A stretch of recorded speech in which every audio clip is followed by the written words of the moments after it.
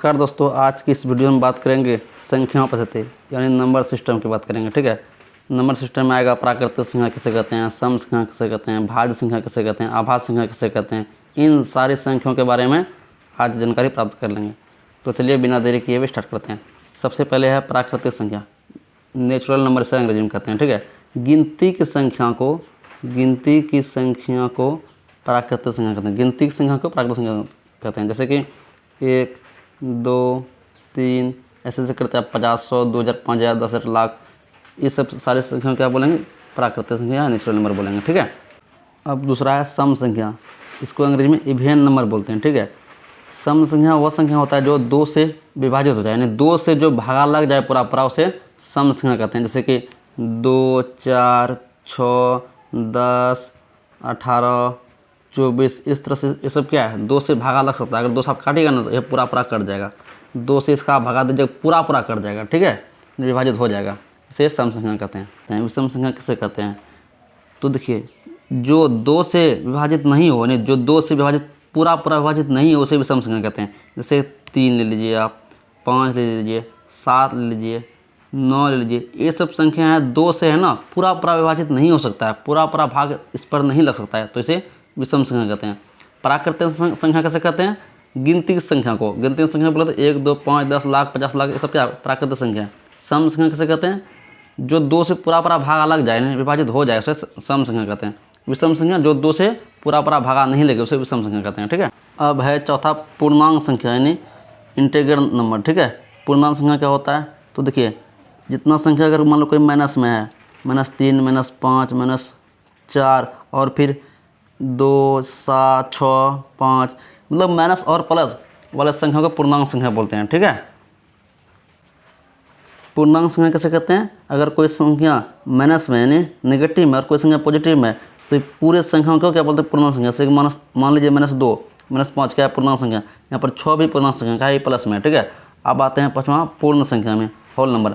पूर्ण संख्या उसे कहते हैं, इसमें अगर मान लीजिए प्राकृतिक संख्या में यानी नेचुरल नंबर में हम अगर जीरो मिला देंगे ना, जीरो अगर मिला देंगे उसे पूर्ण संख्या कहेंगे। जैसे कि मान लीजिए 0, 1, 2, 3, इस तरह से क्या होगा, यह पूर्ण संख्या कहलाएगा।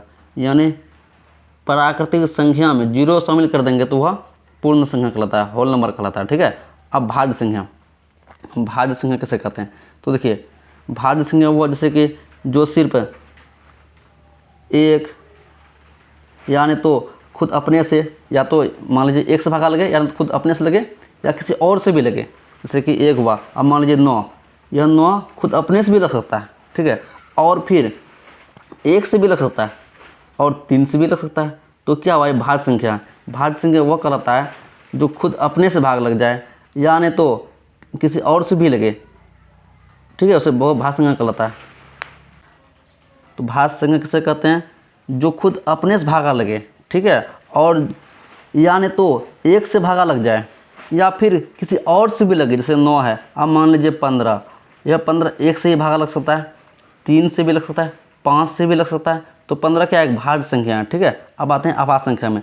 आभाज्य संख्या वह कहलाता है जो सिर्फ अपने से और 1 से भागा ले, सिर्फ या तो 1 से भागा लगेगा या तो अपने आप से लगेगा। जैसे कि मान लीजिए 7 किसी से भागा नहीं लगेगा, सिर्फ 1 और खुद से ही यानी अपने से।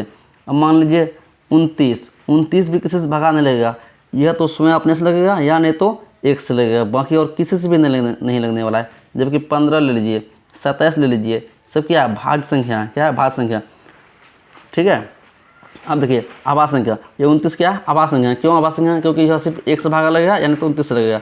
अब आपको सवाल पूछेगा सबसे छोटी आभाज्य संख्या कौन होता है, तो सबसे छोटी आभाज्य संख्या कौन होता है, 2 होता है, 1 नहीं होता है। ठीक है, 1 इसमें नहीं आता है। सबसे छोटी आभाज्य संख्या कौन होता है, 2 होता है। ठीक है, अब देखिए 8 नंबर है परिमेय संख्या।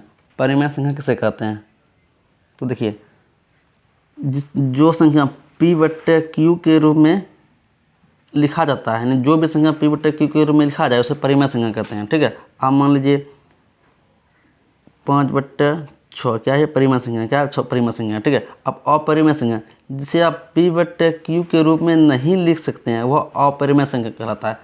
आपको एक हम तरीका बताते हैं। जैसे कि मान लीजिए जो भी संख्या रूट में रहेगा और जो संख्या अभाज्य में रहेगा, रूट के अंदर अगर कोई अभाज्य संख्या है तो क्या है, अपरिमेय है। ठीक है, अब मान लीजिए कैसे, √2 क्या है, √2 एक अपरिमेय संख्या होगा।